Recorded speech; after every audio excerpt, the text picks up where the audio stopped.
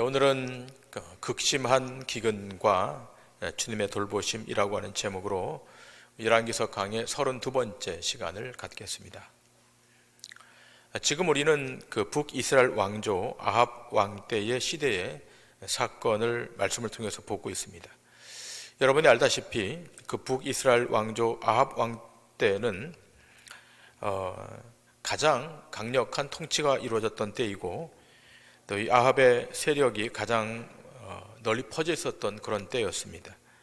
군사적으로나 또 경제적으로 태평시대의 시대를 누렸던 그런 시기였습니다.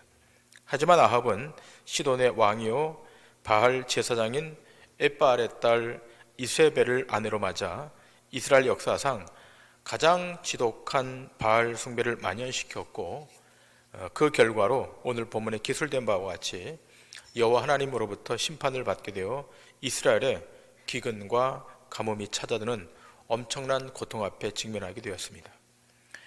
우리가 알기에 엘리야 시대 때 가뭄이 대략 3년 6개월 정도 진행된 것으로 알고 있습니다. 그런데 구약 성경에서는 3년 6개월, 3년 반이라고 하는 직접적인 기술은 없습니다. 열왕기상 17장 1절에 보면 이렇게 기술되어 있습니다.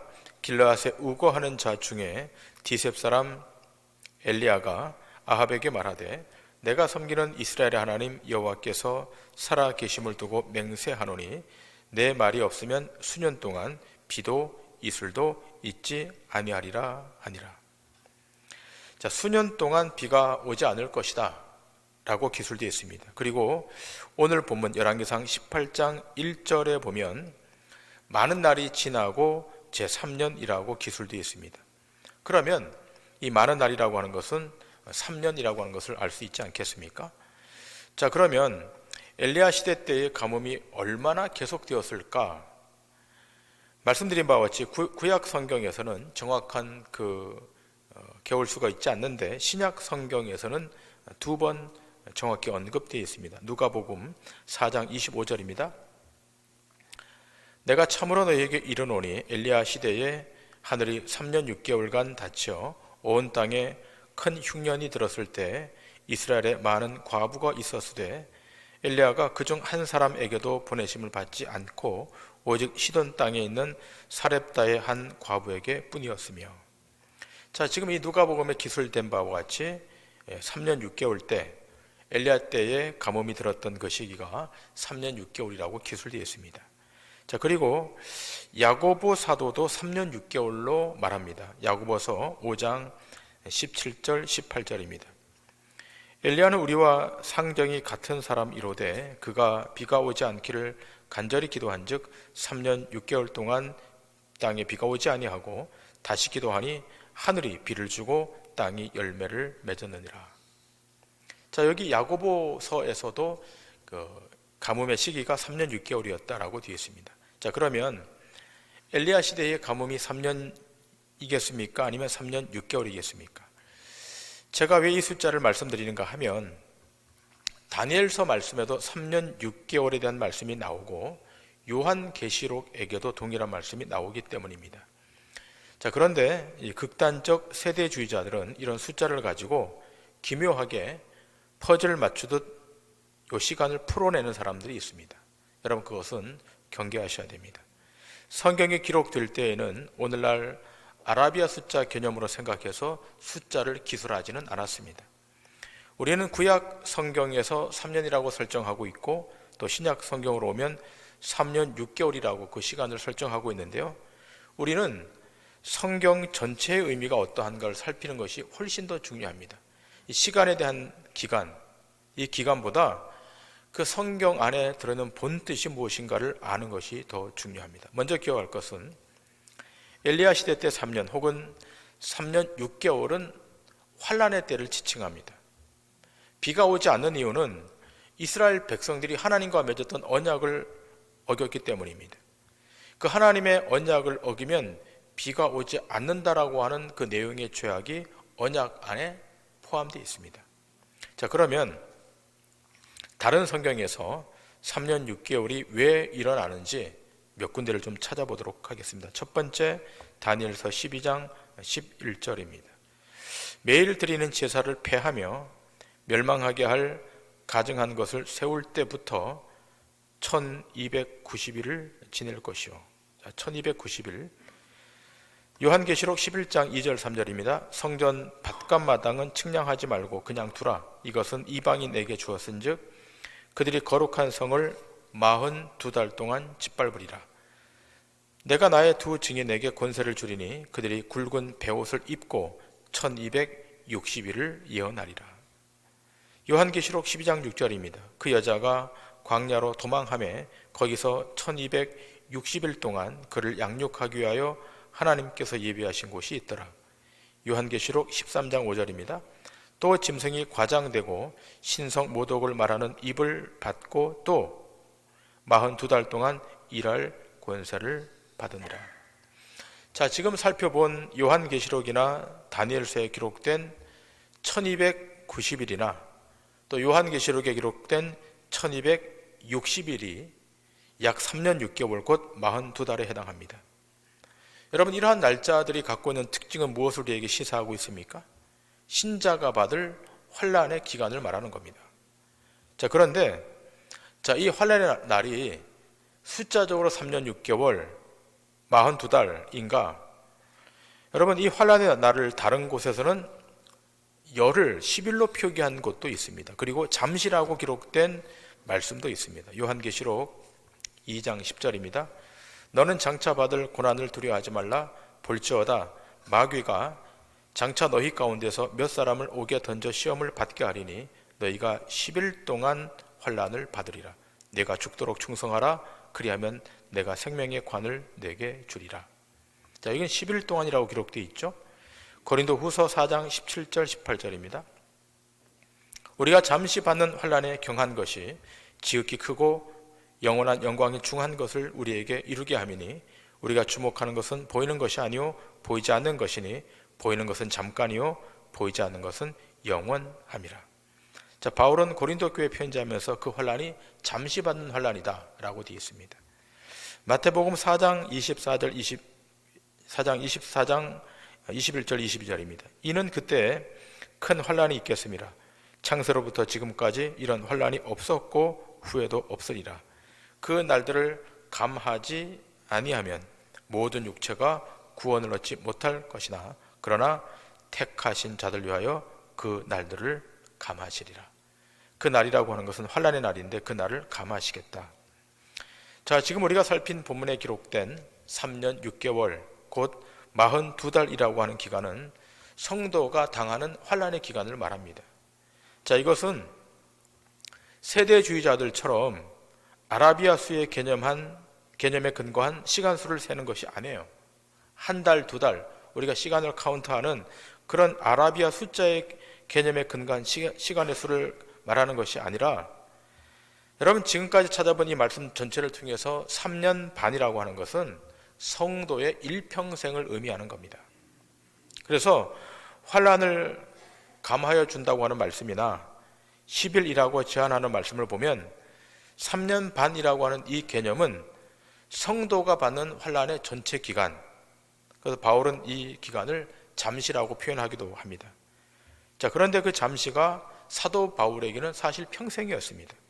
그리고 받는 그 환난 기간 동안 혼자 환난을 받은 것이 아니라 하나님이 동행해 주시면서 받은 환난이었습니다. 결국 신자가 이 땅에서 받는 환난은 그 환난을 통해서 무엇을 이루기 위함인가 하면 영원한 영광에 중한 것을 이루기 위한 하나님의 과정이라는 것입니다. 그래서 바울은 보이지 않는 것은 잠깐이고 보이지 않는 것은 영원하다라고 증언하는 것입니다.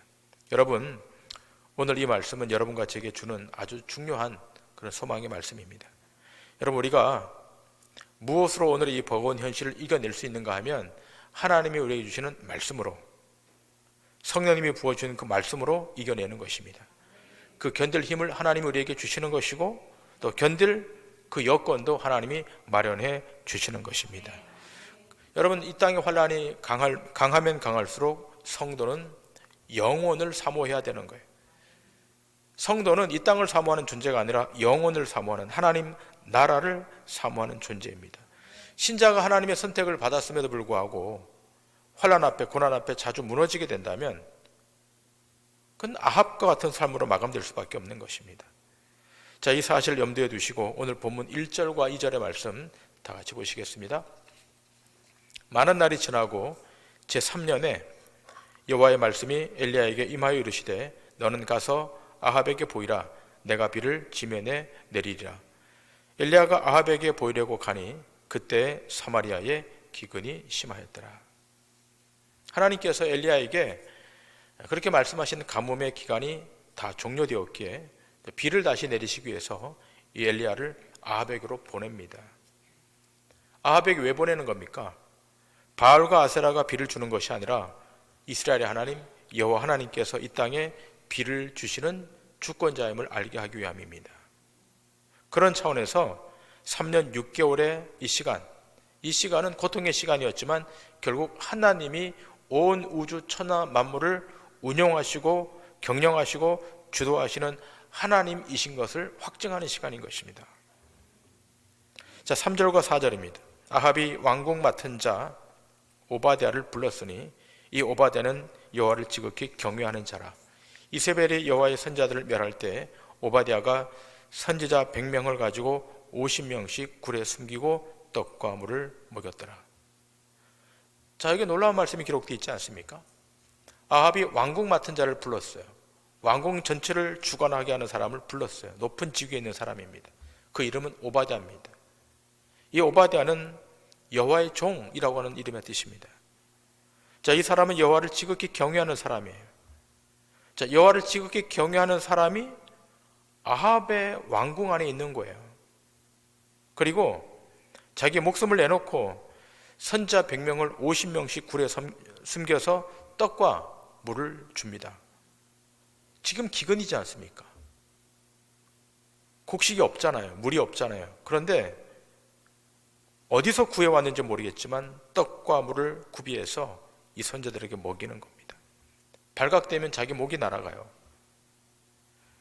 자, 그런 참 아이러니하게도 이 폭군 아합이 가장 신임했던 사람이 오바댜였다는 겁니다. 하나님께서 아합의 왕궁에 하나님을 신실하게 섬기는 사람을 하나님이 은밀히 숨겨두신 것입니다. 여러분, 이런 사람이 하나님께서 남겨두신 바알에게 무릎 꿇지 않은 자 7,000명에 속하는 사람입니다. 하나님이 남겨두신 사람이에요. 오늘 이 아침 여기 오신 여러분 모두가 다 이 하나님의 남겨두신 그 영역 안에 들어와 있는 하나님의 백성인 것을 믿으셔야 될 줄 믿습니다. 여러분, 여기 주목할 것은 오바댜가 이들에게 먹을 것을 먹였다고 그랬는데 이 먹였다라고 하는 단어와 같은 단어가 열왕기상 17장 4절에 까마귀를 통해서 엘리야를 먹였다라고 하는 단어와 똑같은 단어예요. 그리고 열왕기상 17장 9절에 등장하는 사르밧 과부를 통해서 먹였다라고 하는 단어와 동일한 단어예요. 이 먹였다는 단어, 공급하다는 뜻입니다. 누가 먹이시고 누가 공급하시는가? 하나님이 먹이시고 하나님이 공급하신다.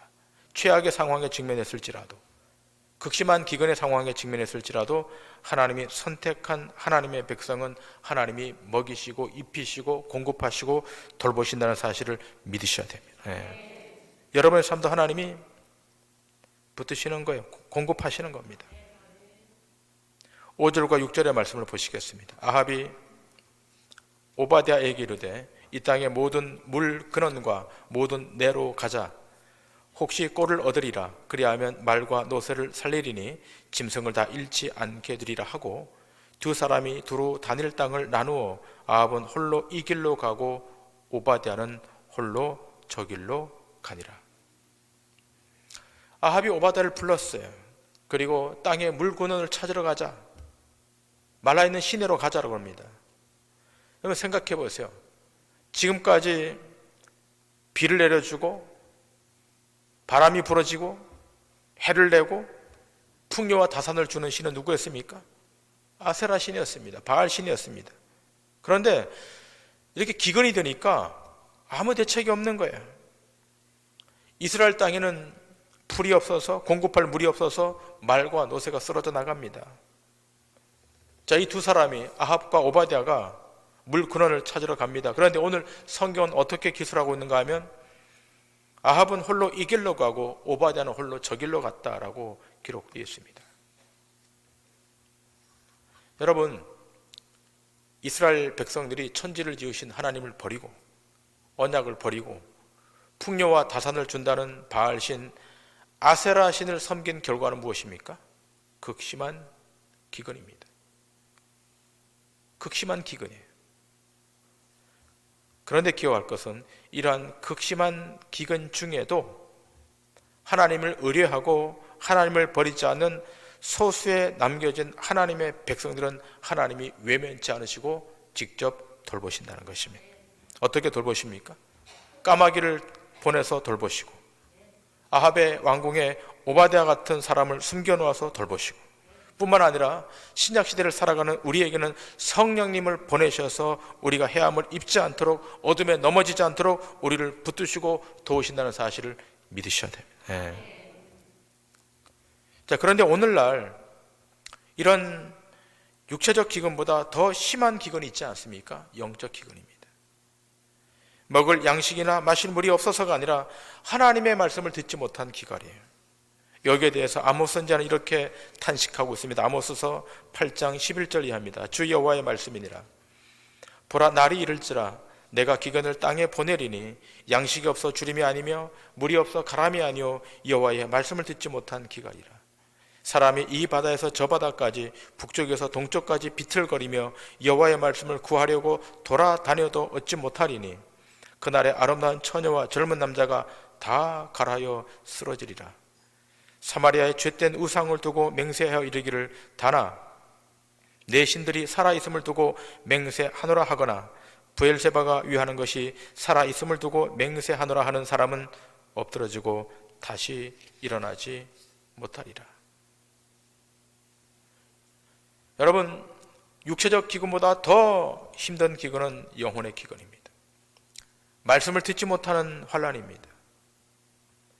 우리는 이 지점에서 오늘 21세기를 살아가는 우리가 정말로 하나님의 진리의 말씀에 목말라 하고 있는가를 스스로에게 질문해야 됩니다. 육체적으로 기근이 든 것이라면 극복할 수 있죠. 조금만 시간이 지나면 극복이 돼요. 여러분, 지금 사람들이 이구동성으로 하는 말이 뭡니까? 경제가 너무 어렵다는 거예요. 여러분의 경제도 어렵습니까?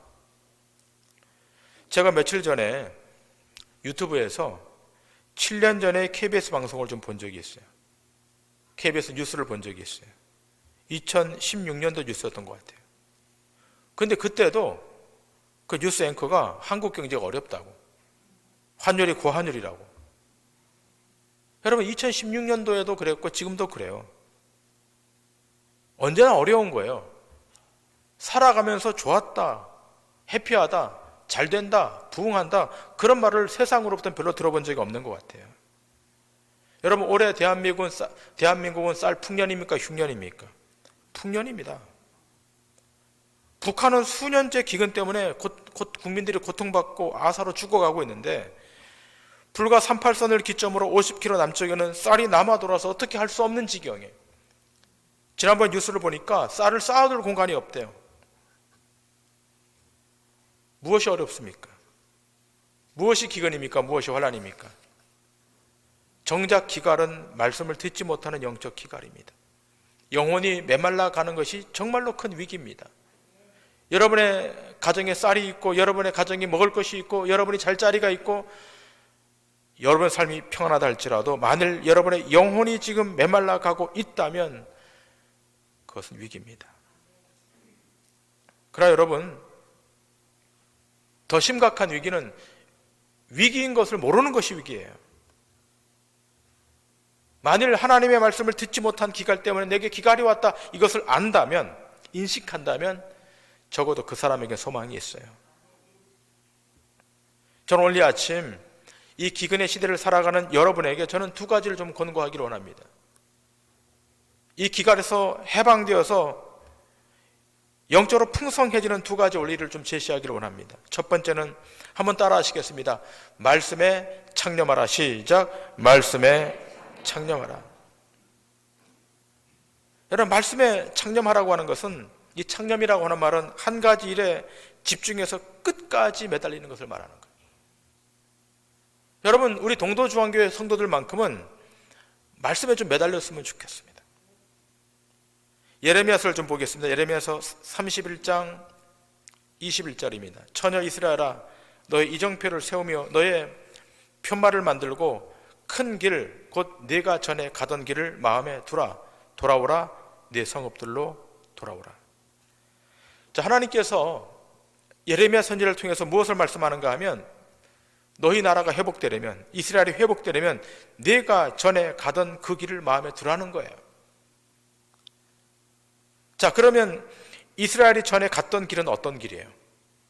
여호와 하나님이 제시했던 길이에요. 그 길은 생명의 길이고, 그 길은 축복의 길이고, 그 길은 영혼의 길이에요. 자, 그런데 지금 가는 길은 어떤 길입니까? 정반대의 길을 가고 있지 않습니까? 우상의 길을 가고 폐역의 길을 가고 하나님과 정반대의 길을 가고 있는 거예요. 그래서 하나님이 말씀하시는 거예요. 너희들이 전에 갔던 그 길을, 그 길로 돌아가서 그 길만 생각하고 그 길만 마음에 두고 그 길을 가라는 거예요. 여러분, 오늘 우리가 사는 세상은 복잡하고 혼잡해요. 그런 까닭에 세상 사람들은 어디엔가 마음을 고정할 대상을 찾아요. 명예에다 고정을 하고, 물질에다 고정을 하고, 인간관계에 고정을 하고, 어딘가 거기에다가 자기를 붙들어 매는 거예요. 여러분, 주변을 보세요. 세상의 가치에 붙들려 매고 살아가는 인생이 얼마나 많이 있습니까? 자, 그런데 그렇게 붙들려 매게 한 그 대상이 우리를 책임집니까? 그렇지 않아요. 마지막엔 그 앞에 꼬꾸라져요. 마지막엔 실망 앞에 꼬꾸라지는 거예요. 결국은 그 모든 것들은 다 소멸되는 겁니다. 여러분, 신자는 다른 것에 창념하지 않고 오직 주의 말씀, 살아 역사하는 하나님의 말씀에 우리의 삶을 거기다 붙들어 매야 될 줄 믿습니다. 네. 거기다 거셔야 돼요. 다른 데 걸지 마시고. 사도 바울도 디모데에게 이렇게 권고하고 있지 않습니까? 디모데전서 4장 13절입니다. 내가 이를 때까지 잃는 것과 권하는 것과 가르치는 것에 전념하라. 이 전념하라가 창념하라 말입니다. 세상을 이기는 유일한 방법, 영적 기근의 시대를 살면서 이 기근에 무너지지 않고 영적 부요를 누리며 사는 유일한 길이 있다면 그것은 하나님의 말씀에 창념하는 것, 전념하는 것인 줄 믿습니다. 두 번째로, 마지막 두 번째로, 주님의 돌보심과 보호하심을 구하는 것입니다. 한번 따라 하시겠습니다. 주님의 돌보심과 보호하심을 구하라. 시작. 주님의 돌보심과 보호하심을 구하라. 여러분, 성경은 주님의 선택된 백성을 향한 영혼의 메시지입니다. 여러분과 제가 주님의 놀라운 은총으로 선택된 하나님의 백성이라면 주의 말씀을 들어야 돼요. 시간이 허락될 때만 듣는 것이 아니라 무시로 순간순간 틈이 주어지면 들어야 돼요. 그 말씀을 들을 때 어떤 말씀이 들려옵니까? 베드로전서 5장 7절입니다. 너희 염려를 다 주께 맡기라. 이는 그가 너희를 돌보심이라. 우리가 하나님의 말씀을 들을 때 하나님이 말씀하는 거예요. 내가 너를 돌보고 있다. 누가 여러분을 돌봅니까? 전능하신 하나님, 창조주 하나님이 여러분과 저의 인생을 돌보아 주어야 될 줄 믿습니다. 베드로전서 1장 5절도 이렇게 말합니다. 너희는 말세에 나타내기로 예비하신 구원을 얻기 위하여 믿음으로 말미암아 하나님의 능력으로 보호하심을 받았느니라. 하나님의 능력으로 보호하심을 받았다. 말씀을 들으면 성령님이 말씀해 주시는 거예요. 너는 하나님의 능력으로 보호함을 받고 있는 존재다. 하나님의 말씀을 듣지 않으면, 읽지 않으면, 묵상하지 않으면, 창념하지 않으면 다른 메시지만 들려오는 거예요. 너는 하나님의 능력으로 보호하심을 받은 존재야. 우리가 하나님 앞에 주님의 돌보심과 보호하심을 구하면 위로부터 성령의 기름 부음이 있게 되어서 우리가 세상을 이기는, 세상을 넘는 믿음의 존재가 되는 줄 믿습니다. 모퉁이돌 선교회라고 하는 선교회가 있는데요, 그 선교회가 제 이메일로 선교 소식지를 좀 보내줍니다. 이 모퉁이돌 선교회는 극심한 핍박을 받는 소수 그리스도인들을 대상으로 선교하는 그런 단체입니다. 자, 그런데 그 선교 편지에 보면 극심한 핍박 가운데 있는 신자들이 어떻게 그 핍박을 견디는가, 그 내용이 그 안에 있어요. 여러분, 이 선교회가 핍박받는 그리스도인들에게 쪽복음 편지를 보내줘요. 뭐 이메일로 보내주기도 하고, 또 문서로 보내주기도 하고, 또 SNS로 보내주기도 하고. 그러면 그분들은 그 쪽복음을 받아가지고 씁니다. 자필로 조그맣게 글씨를 써서 그걸 찢어가지고 들킬까봐 신발 굽 안축에 넣든지, 옷 안쪽 깊은 곳에 별도의 주머니를 만들어서 그 속에 넣든지, 거기 넣어가지고 힘들 때면 그걸 꺼내가지고 읽으면서 그 환난을 견딘다 그래요. 이 편지가 그들에게는 고난을 이기는, 고통을 넘는 유일한 방편인 겁니다.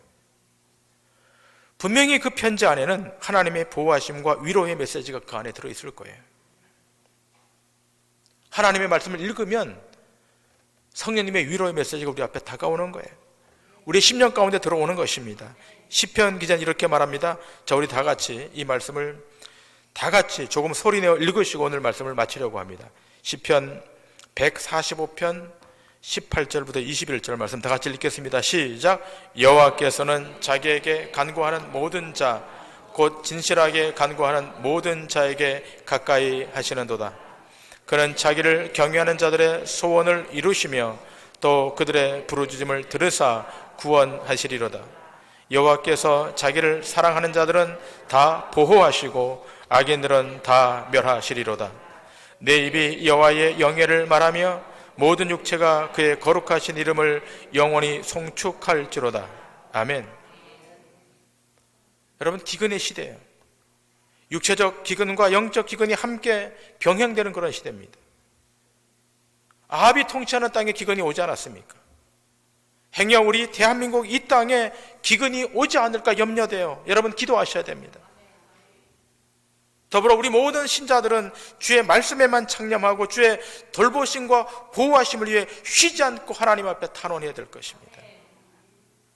이 땅에 그리스도인들이 그렇게 기도할 때, 하나님의 말씀에 창념하기 시작할 때 단 한 명도 사단 앞에, 어둠 앞에 패하지 않고 믿음으로 승리하게 될 줄 믿습니다.